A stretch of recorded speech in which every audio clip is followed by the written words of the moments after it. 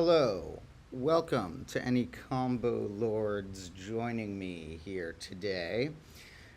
Today we're in a quite different location than usual, and there's already been some location shifts. To those who have been watching my live streams, you may know that I recently semi moved from the combo classroom very close to it, so the combo classroom's still fully active and more chaotic and interesting than ever, but I also have a new indoor studio sort of bedroom.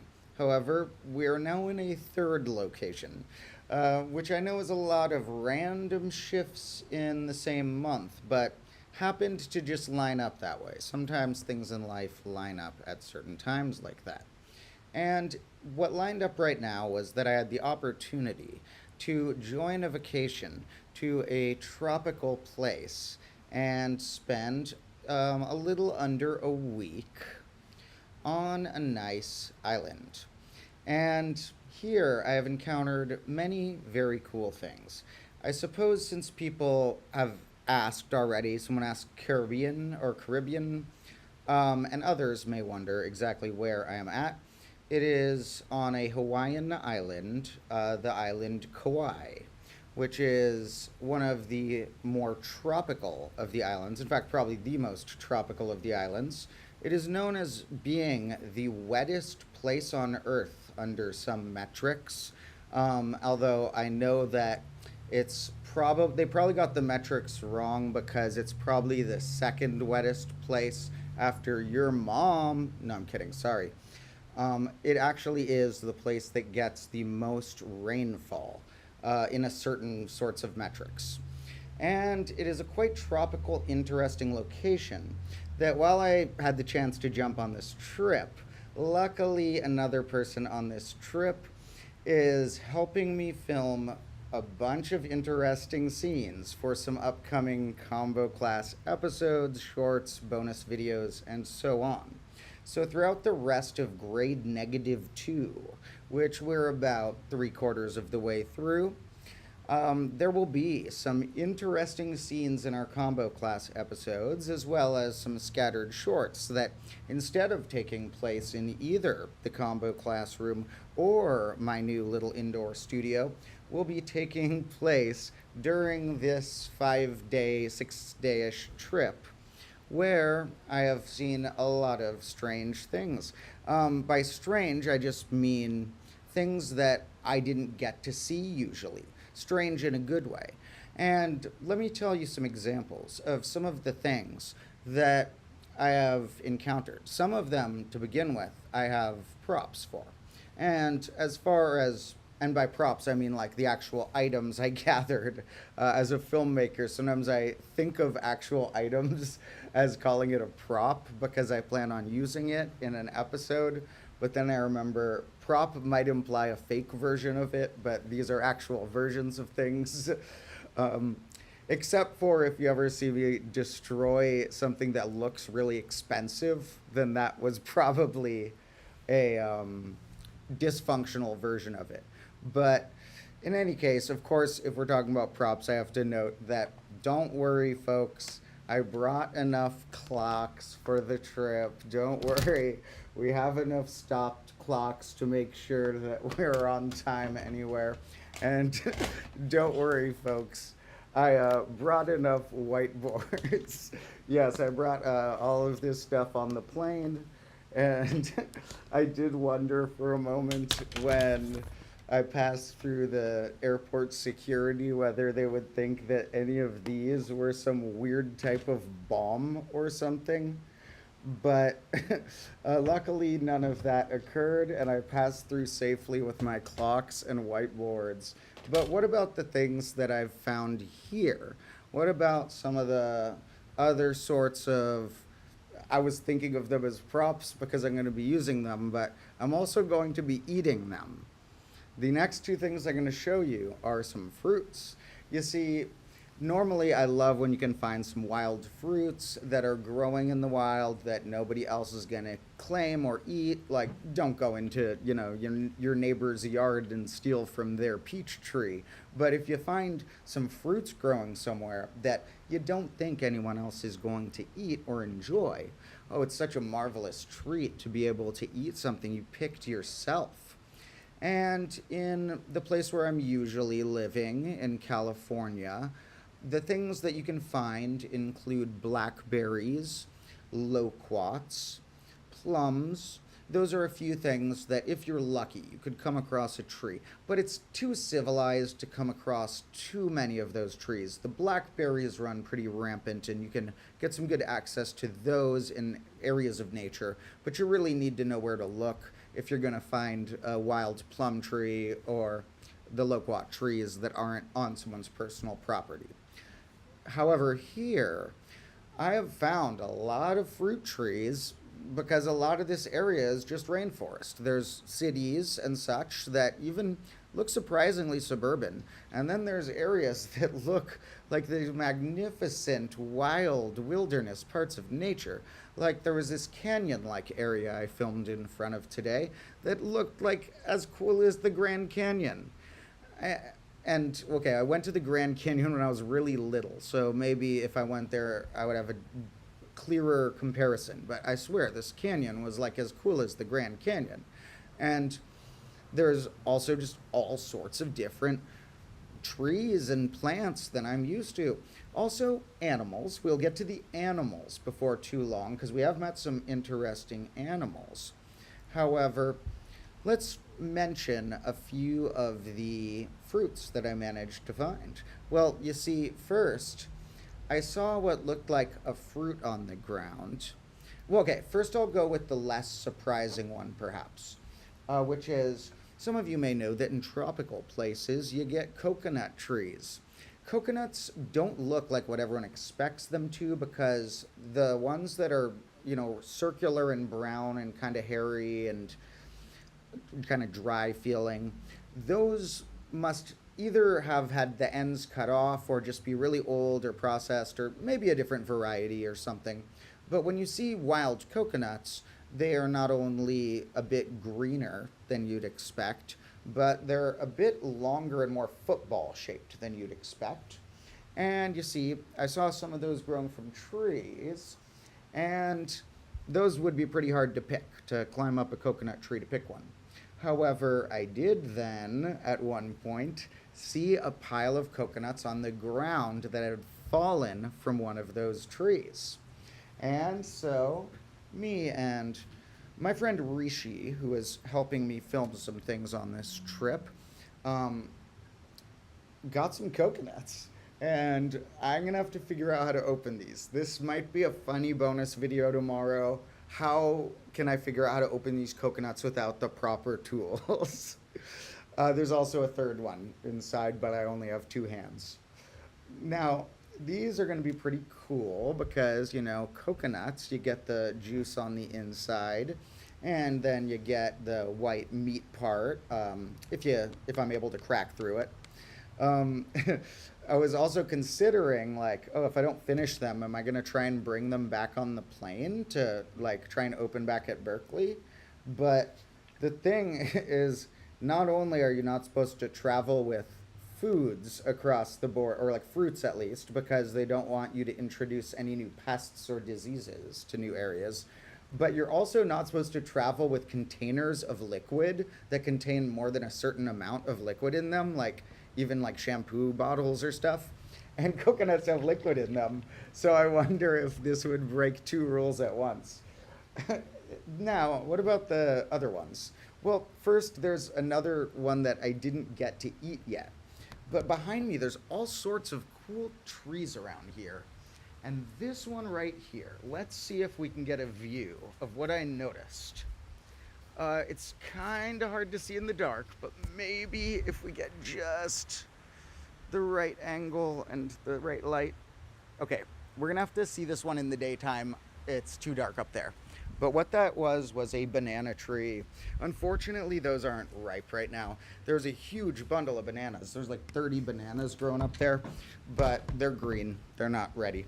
However, there is another fruit that I did actually get, and this one I got many of. I saw them lying on the ground, and I was like, that looks like a fruit. I went over to it, and then I noticed it's one of the fruits I love. This is a great type of fruit. And I wondered, did this get dropped by someone? Or did this fall from a tree? And when I looked up, I saw the most massive tree that had hundreds upon hundreds of these fruits at varying stages of ripeness. And across the ground, there were dozens. And I gathered about like 10 of them that were the ones at a decent stage of ripeness that were like, I mean, none of them were underripe because they had fallen from the tree, but some were overripe. So the ones that were still good, I gathered. What is this fruit? It is mangoes. I found this massive mango tree. I didn't know they were so big. That must have had hundreds and hundreds of mangoes in it and fallen on the ground with that nobody was going to eat. There was like at least 5 or 10 excellent, perfect shaped mangoes. Like you could sell this in a farmer's market. Now, this one's a little less ripe than this smaller one. I brought both to show like this is the size of most of them, but this smaller one may be ripened faster or something. So this is the one we're going to try today. Later in the stream, we will eat a bite of this mango, see how it compares. I already know that I've been eating a lot of papaya recently, and the papayas I was getting before were the ones that are imported from Mexico to California. And the papayas here that are grown in Hawaii taste very different. It's interesting. They're both delicious flavors in quite different ways. So, those are some of the fruits and such that I've found. But what other cool things are around here? Well, behind me you might hear a noise. Let's listen to the silence for a minute and see if you can detect anything within that silence. Well, you may hear a little rushing noise that may just sound like a fan in the background or something from this distance, but that is a river. Yes, I am at about 40 feet, maybe 50 feet from the river right now. And we will take a little stroll over there in a moment to take a peek at it. Now, of course, we will see much better footage here when it's not as dark out. And I have been filming a lot of awesome things. I'm really excited actually to post a bunch of things because the past few days I haven't had any Wi-Fi. The first few days of the vacation I was staying somewhere that didn't have any internet and didn't have any phone service, which is kind of cool to, disconnect for a second. But at the same time, I was filming things that I wanted to post, and I'm still behind on posting some old shorts and stuff. So there's going to be a number of shorts and a bonus video or two that will be coming out related to this trip I'm on, as well as a number of shots that will be scattered throughout the rest of the combo class episodes of this grade, particularly the next two and then the finale. And there's a lot of really wacky places that I've been filming in, not just nature, but I went on a little like exploratory hike to look out for location scouting for places that I might want to film in front of. And I found, okay, so first, I won't tell you all the details about this because I'm going to post some of it as a short because it was funny enough. But I passed a sign that related to that area having a lot of hunters in it and that it was risky in certain circumstances or days to go there. This was to a degree one of those circumstances or days, so it was kind of like on a hunting ground, not the safest thing ever. But especially because I then, with my friend Rishi, entered this abandoned, giant, like house-looking, barn-like thing that was full of the craziest stuff. I love when civilization and nature are mixed and where you have some collapsing civilization that still has a little civilizationness to it, but the nature is taken over and climbing back in, and you get this beautiful blend. Well, that's what this was like because there was like 50 broken appliances, but then there was also all of these plants growing through. So some interesting scenes will be there as well. Now, overall, just to share some details about this trip, um, well, I'll share more details about why and how I got to go on this trip later when we're chatting in the daytime.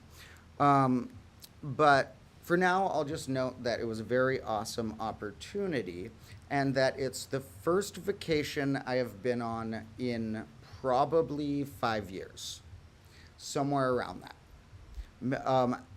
About 4 to 5 years, because I got some leg surgeries a few years ago. Before that, I broke my femur. And my life has been very difficult at various points in the past couple years, even though it's also been awesome because I have sprouted this combo community and such. But it's only been until now that I've finally had the physical ability to go on like long hikes and stuff like that for the first time in a few years. And so finally, I'm getting to be out in some beautiful nature.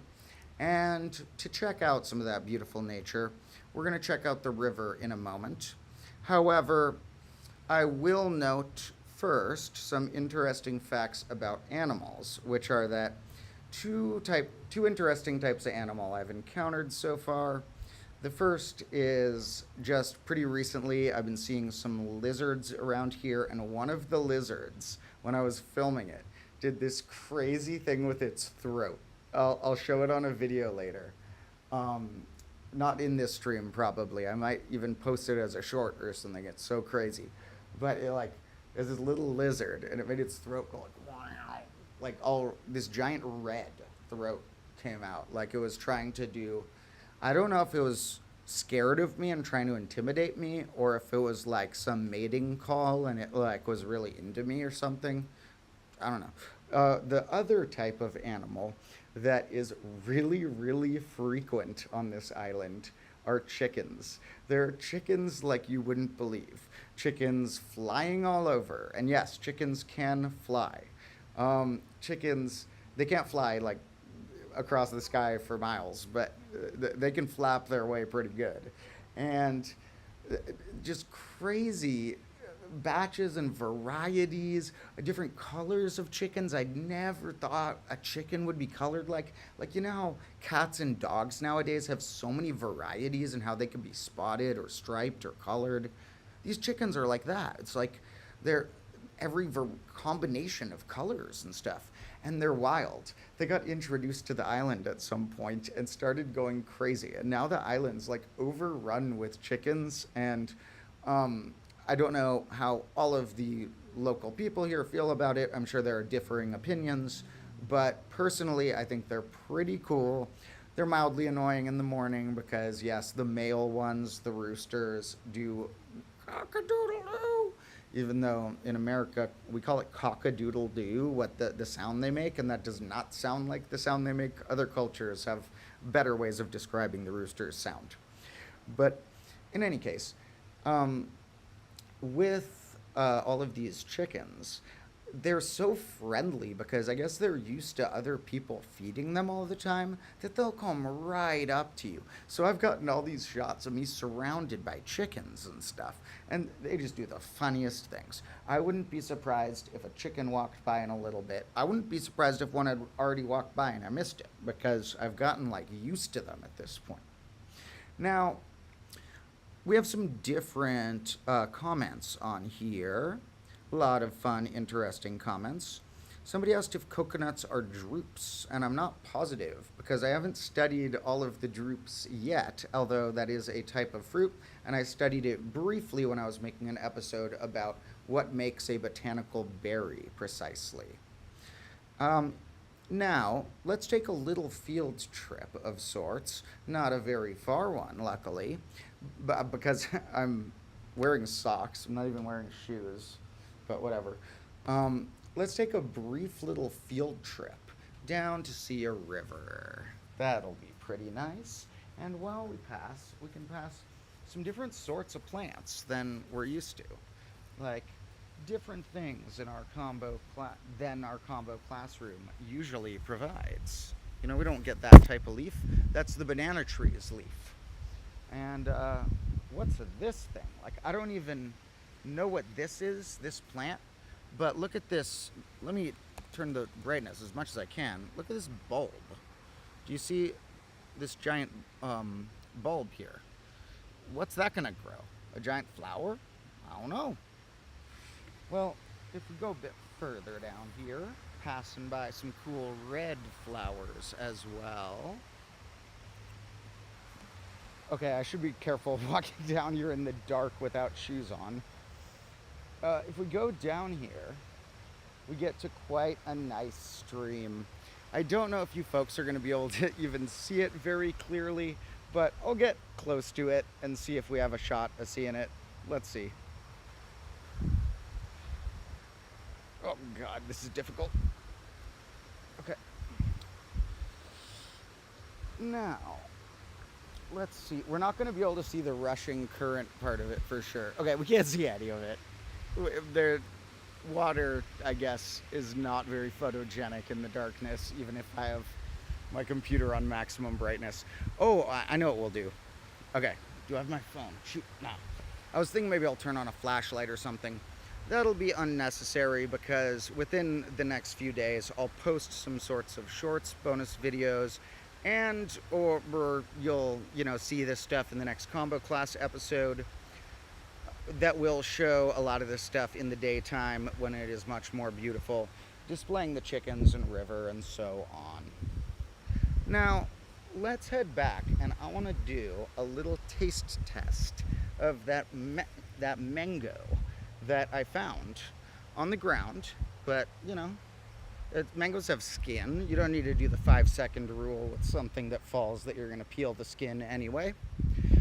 Mango skin is technically edible, but some people are allergic to it, which is why I did not include it in my edible peels episode on the Combo Class channel. And as the typical note that I have to throw into all the streams, to people who happen to not know, this is my bonus channel, even though it has more subscribers. This is where I'm just do my fun experiments and stuff. I also have a channel called Combo Class where I put out my more professionally made episodes. In any case, what I want to try is this little mango. We're going with the little one because it's riper or at a better stage of ripeness. And I want to see if, it tastes similar to the mangoes I'm used to. If it does, that's already a win because I got it for free on the ground. Or if maybe perhaps it tastes different because the papayas here tasted different. So let's slice this. And there's a few ways that we can get the mango out of the skin. One nice way is to sort of cross-hatch it, make some little slices, and then fold it. And it kind of pops out, each of these little things that you can bite off. So let's see how this tastes.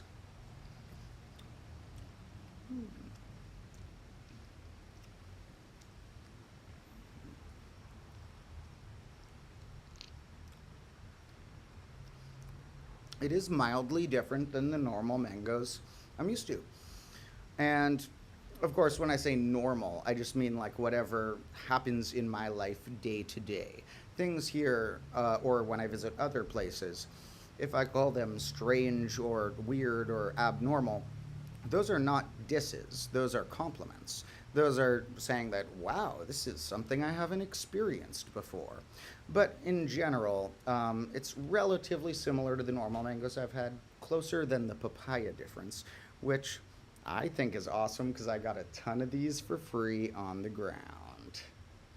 Now, thank you to everybody who is around here. Oh, hey, we even got Rishi in the chat. And this is my friend who is helping me film some awesome footage here. I'm also, I guess I'll say now, I'm also on this trip with my mother. who, I'm 30, so my mom is, on the older end that humans get. She's not like old or anything, but at least what you'd call middle age. And I wanted to spend some time taking a nice trip with my mother. Her mother passed away only a few years ago, and they didn't get a chance to take a trip that they had wanted to take. And so, my mother uh, is somebody I love very much, who has helped me a lot, even with combo class related things. And she's even filmed some of the things. Like there's some shorts and even one or two episodes my mom has filmed. And I got the chance to join her on a trip that some other people had to cancel some plane ticket seats of. So there were some last minute changes and such. And it ended up being that I got to join my mother on this trip along with my friend Rishi, who maybe he will make a cameo in some stream in the future, who knows? Maybe my mom will as well, who knows? All I know is that we're doing some pretty cool explorations and finding some pretty cool stuff. Now, we are going to wrap up this chat on the sooner end. This is going to probably just be a half-hour stream because I mostly wanted to just let people know what's going on with the combo classroom. But I will return in either stream form, bonus video form, or with some shorts tomorrow or even tonight. Actually, yes, I will try and post a short tonight. It won't be a short that I filmed here yet. I will post one of the shorts that I have on backlog that I just wasn't able to post the past few days because I didn't have any internet or phone service. And then after I post one or two backlogged shorts, I will start posting the ones filmed here. And maybe we'll do a bonus video tomorrow about how we can try and open this coconut. And we got a suggestion, we could try smashing it against a hard, sharp rock or something. And that sounds like a good backup plan. I was thinking maybe drop it off a really tall roof. No, I'm kidding. We'll figure out what we do. And another thing to note, somebody said the mango skin tastes like tangerine. I'll try mango skin someday. I'm a little scared because I have certain allergies, and so I'm a little worried that I could be allergic to this as well. But another thing about mango people don't realize is you can kind of just peel the skin. Is that it peels off surprisingly well, and then I could just eat what's under that. So people go crazy like trying to get the mango off the seed and off the this and off the that, but there are some techniques.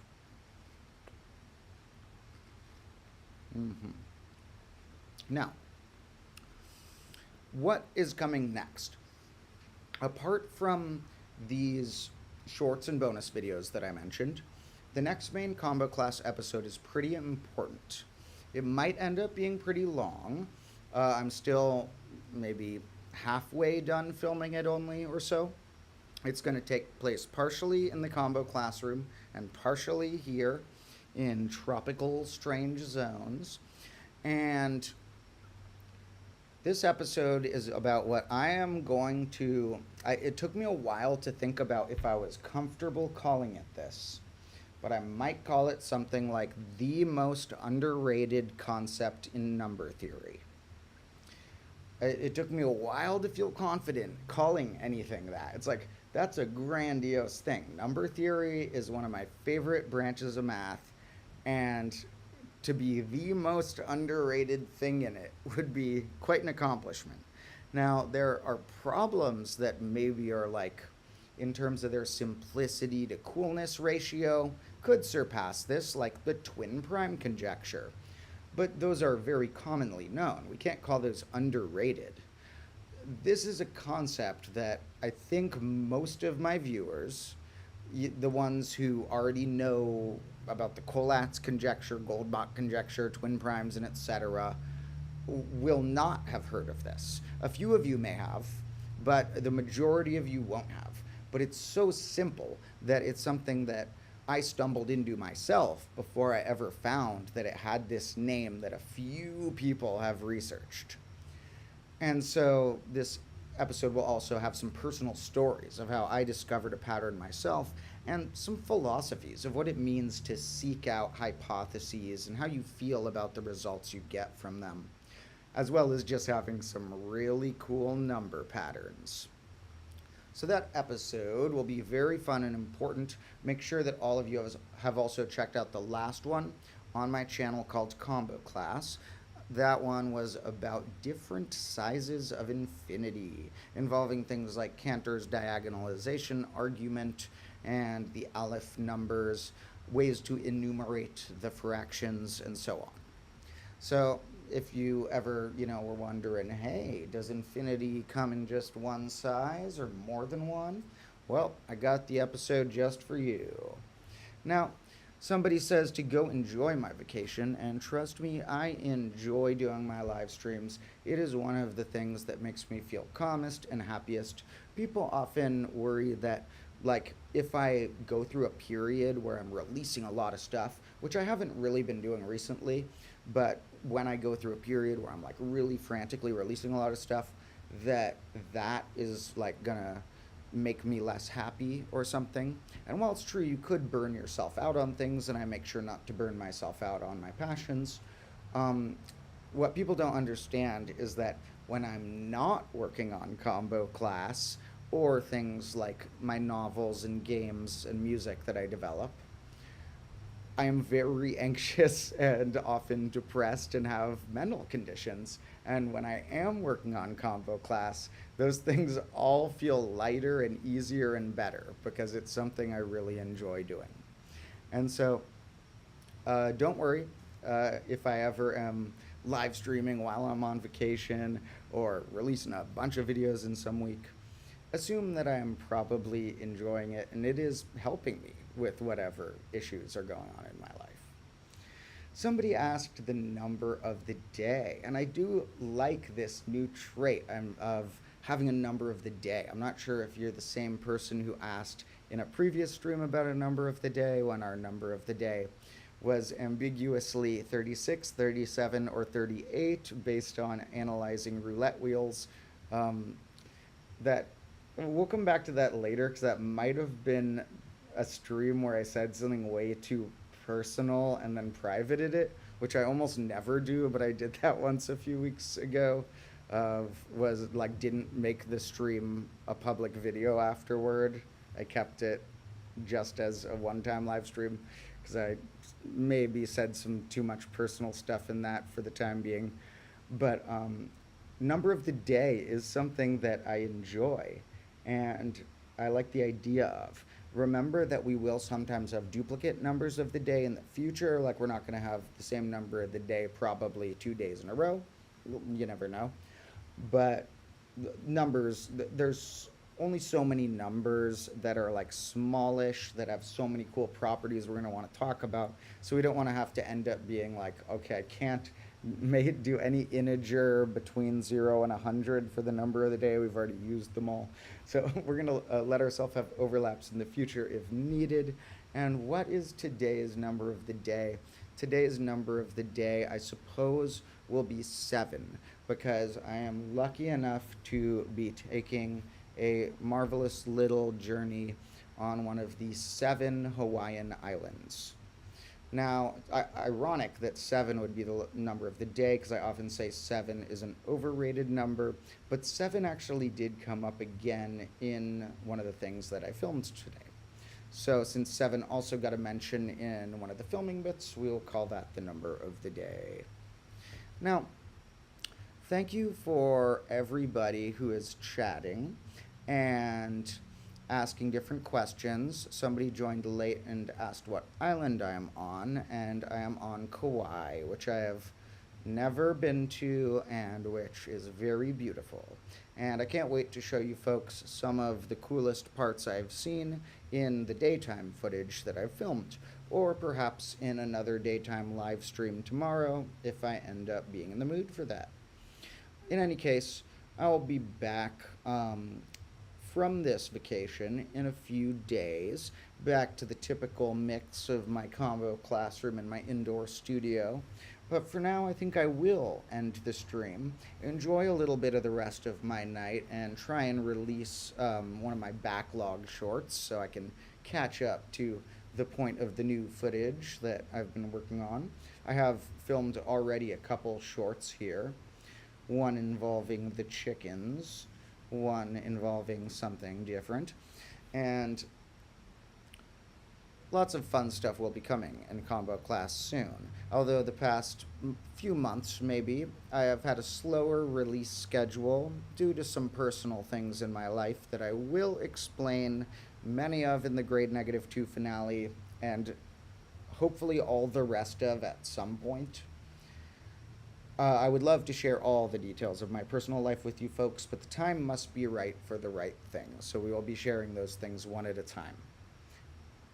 Now, I am going to wrap up now. I hope you all have a marvelous night. Thank you for joining me for a little tropical nighttime look. I know you cannot see much of the beauty right now due to the darkness, but we'll make sure to continue getting some cool footage in the daytime where we can see all our things like rivers and chickens and ferns and etc. So, hope you all have a wonderful day, whatever time and place you are at.